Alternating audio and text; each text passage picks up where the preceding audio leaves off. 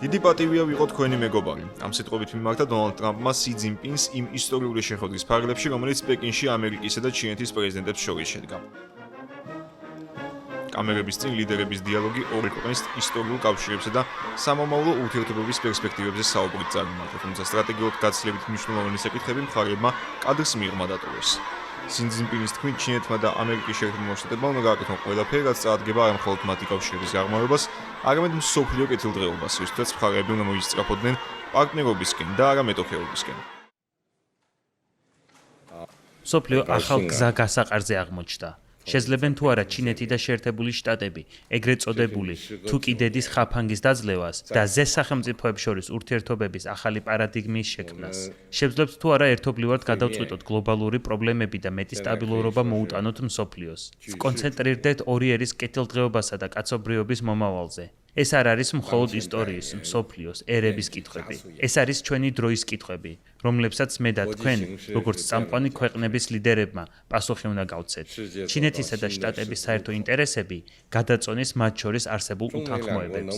ორივე ქვეყნის წარმატება, ეს არის ორივე მხარის შესაძლებლობა.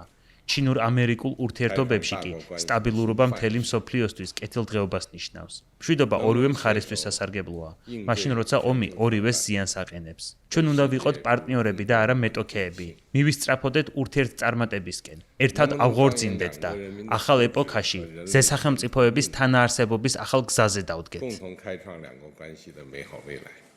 მე და თქვენ უკვე დიდი ხანია ვიცნობთ ერთმანეთს. ეს არის ჩვენი ორი ქვეყნის ისტორიაში ყველაზე ხანგრძლივი ურთიერთობა, რაც კი ოდესმე რომელიმე პრეზიდენტებს შორის ყოფილა და ეს ჩემთვის დიდი პატივია. ფანტასტიკური ურთიერთობები გქონდა, კარგად ვუგებდით ერთმანეთს და როდესაც სირთულეები არსებობდა, ერთობლივად ვაგვარებდით.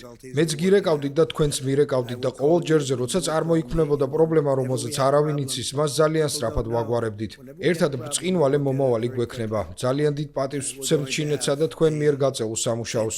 თქვენ დიდებული ლიდერი ბრძანდებით. ამას ყველას ვეუბნები. ზოგჯერ ხალხს ეს არ მოწონს, თუმცა მაინც ვამბობ, რადგან ეს სიმართლეა. მე კი ყოველთვის სიმართლეს ვამბობ. ჩვენი შესანიშნავი დელეგაციის სრული შემადგენლობის სახელით მინდა გითხრათ, რომ დიდებული ბიზნესმენები გვყავს. ვფიქრობ, მსოფლიოში საუკეთესო. ყველა მათგანი გასაოცარი ადამიანია და თითოეული მათგანი ჩემ გვერდითაა. ყველა მათგანი აქ არის, რათა თქვენი და ჩინეთისადმი გამოხატონ პატივისცემა. ისინი დიდად ელოდნენ სავაჭრო პარტნიორობასა და ბიზნესის წარმოებას და ჩვენი მხრიდანაც ანალოგიური მზაობა არსებობს. ეს საკითხი იქნება მასშტაბური დისკუსიის საგანი. არიან ისეთებიც, ვინც ამბობს, რომ ეს ისტორიაში ყველაზე დიდი სამიტია. მსგავს ვერას დროს გაიხსენებენ. შემიძლია გითხრათ, რომ ახლა ამერიკაში ხალხი სხვა არაფერზე საუბრობს.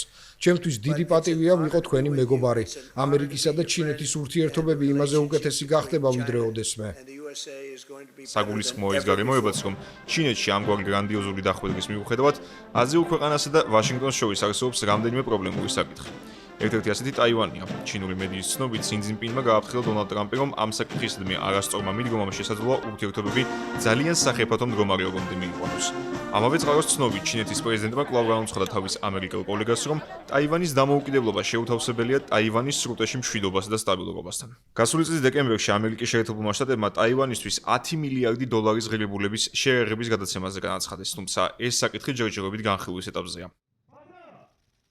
მანამდე ექსპერტების მიერ გამოთქმული მოსაზრება, რომ ამ ვიზიტს დონალდ ტრამპი გამოიყენებდა ირანთან შეთანხმების გასაფორმებლად, თავად ამერიკის პრეზიდენტმა ირიბად დაადასტურა. მისი თქმით, ლიდერები ამ საკითხს განიხილავენ, თუმცა დასძინა, რომ ვაშინგტონი თეირანთან დაკავშირებით შუამავლების დახმარებას არ საჭიროებს. პეკინისთვის ახლო აღმოსავლეთის ომი განსაკუთრებით მნიშვნელოვანი პრობლემაა, რადგან ჩინეთი ისლამური ქვეყნისგან ყიდულობს ნავთობის თითქმის 90%-ს. ჰორმუზის სრუტის ჩაკეტვა და ირანული პორტების ბლოკადა კი ამას უკვე შეუძლებელს ხდის.